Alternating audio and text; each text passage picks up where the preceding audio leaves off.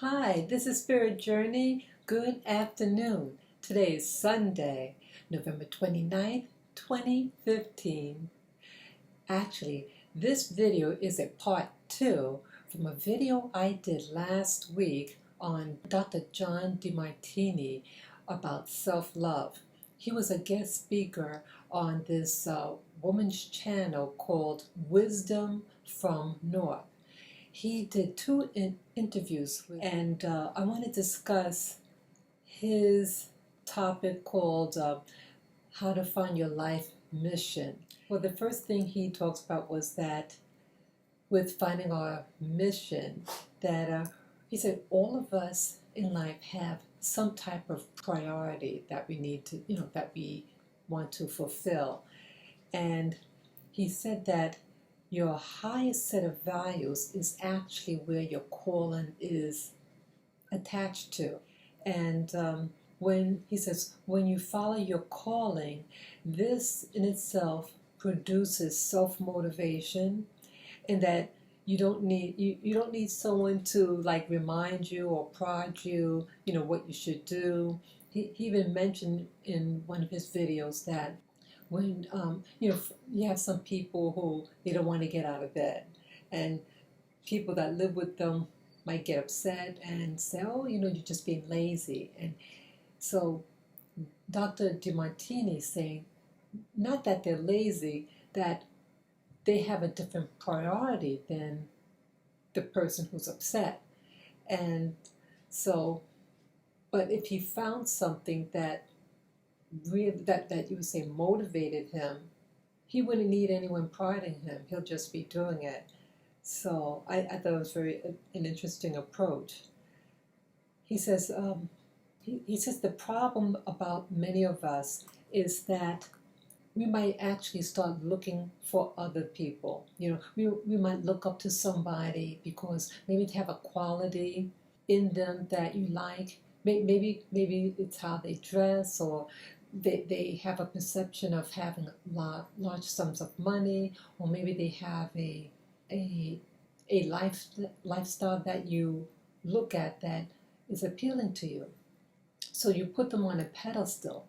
And then the bad side of that is that the person who's looking and admiring starts to put down themselves, and they start to devalue themselves. And then, they might say, well, in order for me to feel value or feel like I'm someone, maybe the answer is following that person who I admire and have their priorities and incorporate in their life. And he said that that's a pitfall, because then you're not being true to yourself. And one thing that really comes to my mind is that this whole thing is about really being true to yourself.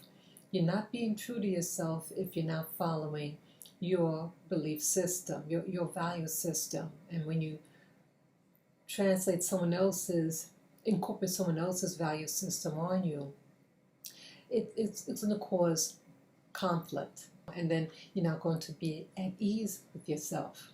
So I thought that was really interesting.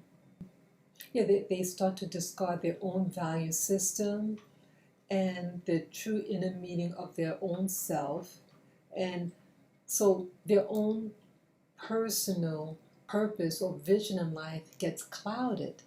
And that cloudiness is because they incorporated someone else's value system in themselves. So again, you have to be in alignment with what your inner core is saying to you. He gives a list of things to help you focus on, to discover about your life mission. There's about 9 questions that he asks his clients to answer. Okay, so I'm just going to go through the list. What's in your space? Those things that are important to you, you're going to have near your environment, your personal space. If it wasn't important to you, those things won't be near you. The second one is, what do you spend your time doing? And they were saying that the things you enjoy doing is you're going to do more of it. So a lot of these things are the obvious, but it helps you get focused, okay? Number 3, what energizes you? Those things that you really enjoy doing, they leave you feeling up and, ready to do it again. The 4th one is, what do you find, what you're willing to spend your money on? Those things that you value. You always seem to have money for those things, and you set a priority to set aside that money to do just that. Could be good or bad, what's important to you. Number 5 is, where are you most focused and disciplined at doing? And I guess the premise for that one is, when you're doing something and there's no hesitation that you're right in alignment, you're going to seem to do it in a more systematic way because you're organized up here. I think that's what that is all about. Those things that you like to do, you tend to be better at. So that's another indication of those things that could be in your life's mission. Number 6, what do you think about? What do you visualize? Or even talk to others about? So I guess you start to listen to yourself. You say, hey, what do I think about? Or I have a friend and I'm always telling this person about X, Y, and Z. Or I visualize things all the time, things that I want to aspire to. Number 7 is, what inspires you when you do it or even watch others do it? When I was a teenager, I liked looking at gymnastics, women's floor gymnastics. It inspired me. It made me feel like I wanted to be a gymnast. So even if I wasn't doing it, I like to watch it. Number 8, I'm just trying to read my handwriting here, I'm sorry. Okay, what persistent and consistent goals that you set that you're actually achieving? You might be doing things, you keep on doing it. Over a period of time, let's say for like 5 years, I was doing a particular, let's say I like to do other people's makeup, and I buy equipment for it, and I like to do friends and family members, and I'm consistent and persistent about doing it. I might say, hey, let me do your stuff, let me do your makeup, or let me fix your coat, whatever. And so you're not just saying it as a whim and an afterthought. This is something that you've been thinking about doing on a regular basis. The last on the list, number 9, is, what things do you like to read or learn about or hear about with passion? So I like going to the bookstores. I like looking on metaphysics. This thing, if pursued over a period of time, and this could be an indication of maybe what your life purpose is. With this list of 9 questions, he has his clients write down like 3 things for each of those questions. Then he prioritizes them, like whatever what keeps on repeating, so those things would indicate that that's a priority. And then those things that are least priority, he puts on the bottom of the list. And so if you focus on the initial, what's really essential for you, then you just focus on that mostly. And then he says also that those things, like, in life, they're going to be things that we want to do, but they're things that are attached to them. And he said those things that you really don't want to do, he says you delegate it to someone else. So I guess maybe people who want a particular thing done, maybe you can hire someone. You want to focus so much, let's say, on creativity. Let's say you're an artist, but you don't like washing your own dishes, whatever. So you want more time doing the things you love, like your artwork. So he says, hey, you can delegate it to someone else, and that might mean to hire someone to do it for you. Or maybe you can barter. Say, hey, you can live with me if you do all the house cleaning, you get free room and board, but you just do this while I can do my artwork or whatever. So I guess it's being creative ways around those things that you don't want to do, but it has to be done. Okay, Dr. Demartini has this thing called a breakthrough experience. The person has to do one of two things for this fulfillment. It says either you set goals that match your values, or you need to change your values to match your goals. So when he was able to ascertain what your real values were to brush away those fantasies, you had to make an adjustment. And your adjustment might have been either with your goals or with the value system. Sometimes you have to adjust one or even both of them. So I think that's interesting, that in itself, because we may be stubborn. We might say, well, I want that fantasy, but it's not going to get anywhere. With your value system, for you to be in alignment, there has to be what they call a congruency. Working contrary to your values is actually self-defeating. Okay, so I guess that's where the fantasy thing comes in. You're not in congruency with what you want. You're working against yourself. Moreover, have you ever demonstrated that you want to do a particular thing? Like what I mentioned, I think point number 9, that have you showed a consistency in doing a particular thing, whether it was, being a makeup artist or a designer. Have you shown over a period of time consistency in doing these tasks? And I wrote here that we have to be real with ourselves, that we have these fantasies, but if we never have demonstrated doing them, it's like just sitting on a bench and you think about wanting to do a particular thing, but you've never done it before. So you're wasting your time. I thought this was interesting, this next point I have here. Your highest value is your identity. Wow.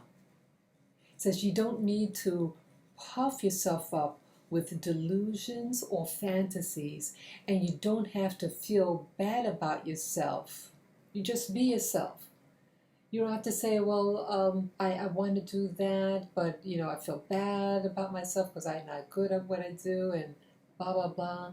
And, you might be measuring up to someone else, what I mentioned earlier, that you had admired someone else's ability at doing something, but it really wasn't in alignment with your values or even your goals, but you were so enraptured with that person. So you adopted their system, their values, their goals in order to live through them. Then plop, you get messed over. You become disappointed, frustrated, and so it's essential that with our life mission that we be ourselves.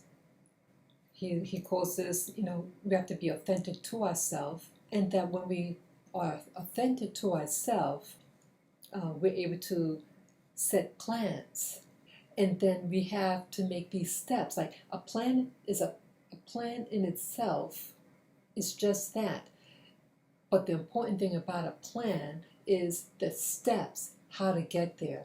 And so the two go hand in hand. You have a plan, and then the steps, and that it makes it easier. But when you just have a fantasy, he said that people who have fantasies, they never get the steps going. So that's why it doesn't have any weight to it. I have here also that about questions. He said part of our life mission, we have to, are we asking ourselves the right question?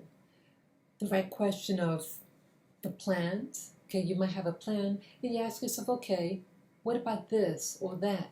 And that questions are actually your best friend. And the deeper your questions regarding your plans or even your vision, it adds clarity. And the better clarity you have, the more precise your plans and your vision, quality of the questions that you form actually improves the quality of the life you can live, the position that you live, and your mission in life. I thought that was exciting. That's some important ingredient in your life mission is who you're going to serve. Who are you going to serve in your mission, your plan, or in your vision? Your plan or your vision is not just, it's not self-focused, it's something that you're going to express outward. And I thought that was really profound. In all what he was saying, it's about serving. He mentioned that some people, like he met someone that said, "Oh, I want to be financially independent, and I want all this money." So he said, "Okay, well, who are you going to serve? You can't just have money without serving. And if you want more money, then you ask yourself the question, how to serve more people? So you want more money, then you say, okay, I want to serve more people." And that really translates expanding your business so you can handle more people and serving them. Yeah, I thought that was very important because you're not an island to yourself. You can't just live your life and I want this or that. It's about doing something. And you're not just doing it for you, you're doing it for somebody else ultimately. And I thought that was wow. I didn't see that before. I needed to hear that. There was another important thing that he talked about. Actually, it was the interviewer.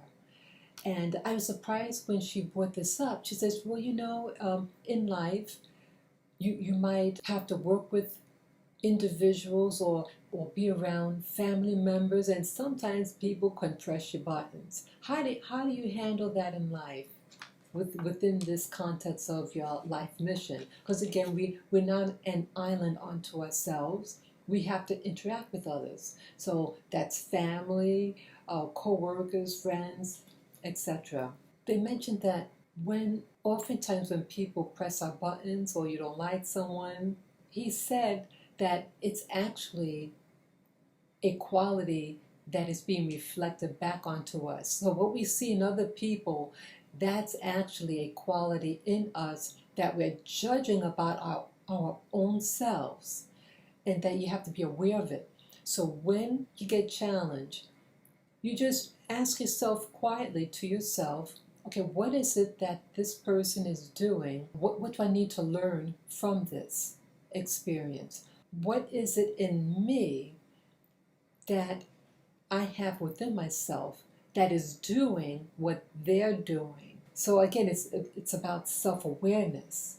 He said with these challenges, it's being revealed to us not to destroy us, but it's actually to make us aware of our self-judgment, and so that we can grow. Is this instance of being challenged, is it actually to teach me how to be more assertive with other people? Is it to teach me how to speak up? Is it teaching me how to be patient, that I need more patience? Is it teaching me, I need to be more prioritized in my life?